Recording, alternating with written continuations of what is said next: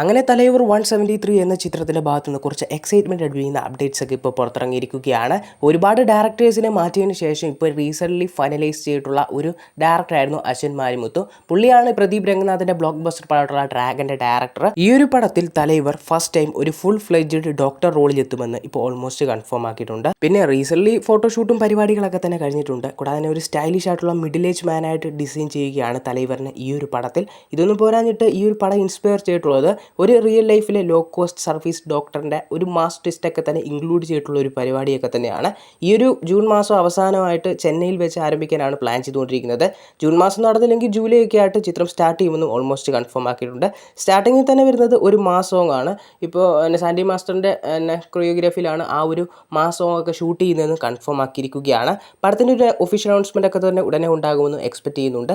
സൂര്യനായകനെ പുറത്തിറങ്ങിയിരിക്കുന്ന ഏറ്റവും പുതിയ ചിത്രമാണ് സൂര്യ 47 എന്ന ചിത്രം.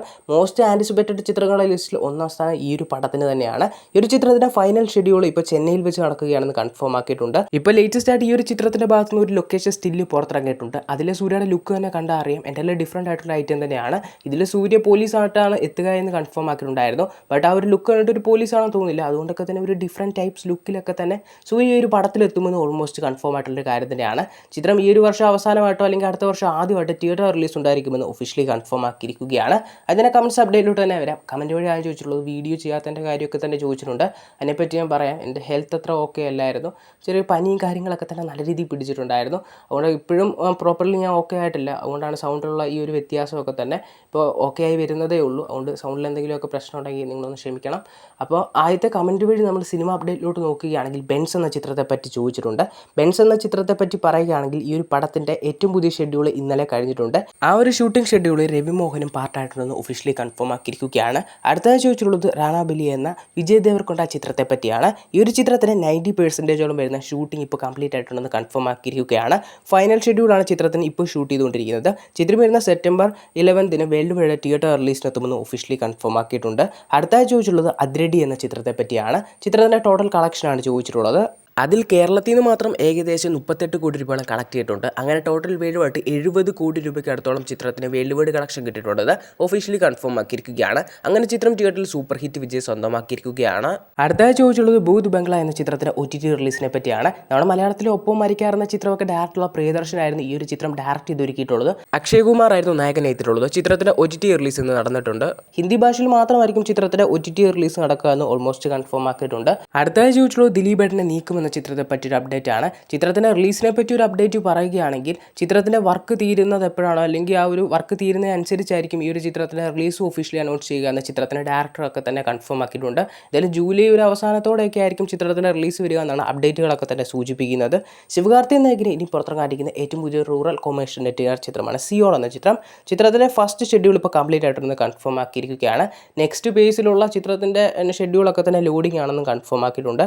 ചിത്രത്തിൻ്റെ റിലീസ് ഈ ഒരു വർഷം അവസാനമായിട്ടോ അല്ലെങ്കിൽ അടുത്ത വർഷം പൊങ്കലിനൊക്കെ തന്നെ എക്സ്പെക്ട് ചെയ്യാമെന്നും ഇപ്പോൾ കൺഫേം ആക്കിയിരിക്കുകയാണ്. ജയറാമേട്ടൻ നായകനെ തിയേറ്റർ റിലീസിനെത്തുള്ള ഒരു തമിഴ് ചിത്രമായിരുന്നു പരിമല ആൻഡ് കോ എന്ന ചിത്രം. ഈ ഒരു ചിത്രം 5 ദിവസം കൊണ്ട് ഇപ്പോൾ വേലുമായിട്ട് 10 കോടി രൂപ കളക്ട് ചെയ്തിട്ടുണ്ട്.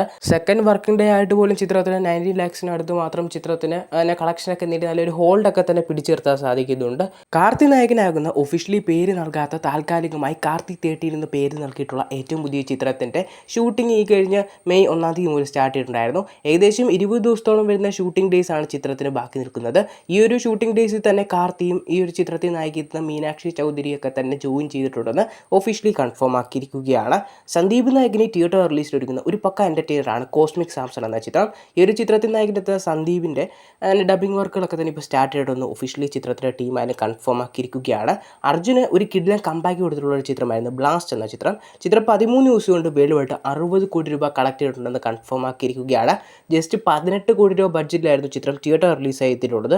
അങ്ങനെ ചിത്രം ഒരു ഹ്യൂജ് പ്രോഫിറ്റ് തന്നെ തിയേറ്ററിൽ നിന്ന് അടിച്ചിരിക്കുകയാണ്. എന്തായാലും പടത്തിലെ നെക്സ്റ്റ് ടാർഗറ്റ് 75 crores ആണ്. നെസ്ലിൻ നായകനെ തിയേറ്റർ റിലീസിനുള്ള ഏറ്റവും പുതിയ ചിത്രമായിരുന്നു മോളിവുഡ് ടൈംസ് എന്ന ചിത്രം. ചിത്രം ജസ്റ്റ് 6 ദിവസം കൊണ്ട് വേൾഡുമായിട്ട് 17 കോടി രൂപയ്ക്ക് മുകളിൽ ഗ്രോസ് കളക്ഷൻ നേടിയെടുക്കാൻ സാധിച്ചിട്ടുണ്ടെന്ന് ഒഫീഷ്യലി കൺഫേം ആക്കിയിരിക്കുകയാണ്. മലയാളത്തിൽ നിന്ന് ഏകദേശം വാഴ ടീമിൻ്റെ ഭാഗത്തു നിന്ന് പുറത്തിറങ്ങിയിരിക്കുന്ന ഏറ്റവും പുതിയ ചിത്രമാണ് പൂച്ചസാർ എന്ന ചിത്രം. എന്ന് പറഞ്ഞ് അതേ ആക്ടേഴ്സ് മാത്രമേ ഉള്ളൂ, ഡയറക്ടേഴ്സോ ക്രൂ മെമ്പേഴ്സോ അങ്ങനെ ആരുമില്ല.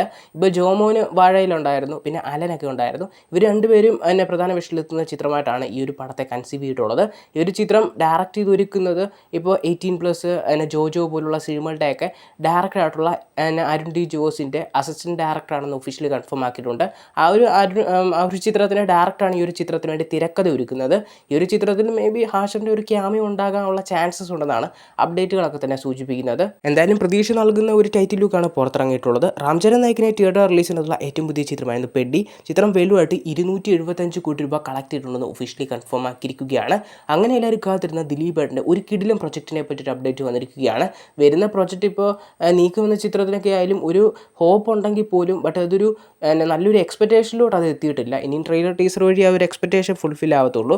ബട്ട് റിലീസിന് മുമ്പേ തന്നെ ഒരു അനൗൺസ്മെൻറ്റ് വഴി എക്സ്പെക്റ്റേഷൻ വരെയുള്ള പ്രൊജക്റ്റ് ഇപ്പോൾ വന്നിരിക്കുകയാണ്.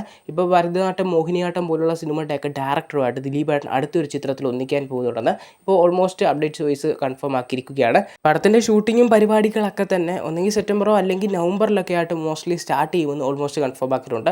അങ്ങനെ അടുത്ത വർഷം വിഷു റിലീസൊക്കെ തന്നെ ചിത്രം തിയേറ്റർ റിലീസ് ടാർഗറ്റ് ചെയ്യുന്നുണ്ടെന്ന് അപ്ഡേറ്റുകളൊക്കെ തന്നെ സൂചിപ്പിക്കുന്നുണ്ട്.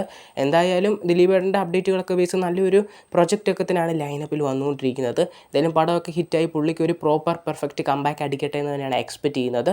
തിയേറ്റർ റിലീസായി എത്തി അത്യാവശ്യം ഒരു ഹ്യൂജ് ഹിറ്റ് അടിച്ചിട്ടുള്ള ഒരു പ്രദീപ് രംഗനാഥൻ ചിത്രമായിരുന്നു ഡ്യൂഡ് എന്ന ചിത്രം. ബട്ട് ഇതേ ഫോർമുല ഇനി വർക്കൗട്ട് ആകുമോ എന്ന് അറിയില്ല.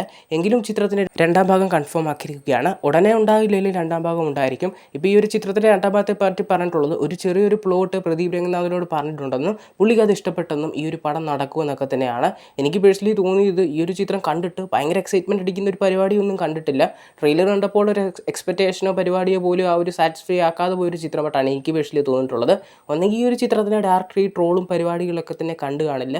കണ്ടെങ്കിലും ഈ ഒരു ചിത്രത്തിന് അല്ലെങ്കിൽ രണ്ടാം ഭാഗം വരണമെങ്കിൽ പുള്ളിയുടെ അത്രയും ഒരു കോൺഫിഡൻ്റ് ആയിട്ടുള്ള അല്ലെങ്കിൽ നല്ലൊരു വെൽ മെയ്ഡ് സ്ക്രിപ്റ്റ് ആക്കാനുള്ള പ്ലാനോ കാര്യങ്ങളോ വല്ലതും കാണും. ഈ ഒരു ചിത്രത്തിൻ്റെ രണ്ടാം ഭാഗം ഉടനെ വരുമെന്ന് കൺഫേം ആക്കിയിട്ടില്ല. ബട്ട് ചിത്രത്തിൻ്റെ ഒരു രണ്ടാം ഭാഗം ഉണ്ടായിരിക്കുമെന്ന് ഒഫീഷ്യലി കൺഫേം ആക്കിയിരിക്കുകയാണ്. എന്തായാലും ഈ ഒരു ചിത്രത്തിൻ്റെ കൂടുതൽ അപ്ഡേറ്റ്സുകൾക്കായി കാത്തിരിക്കുക.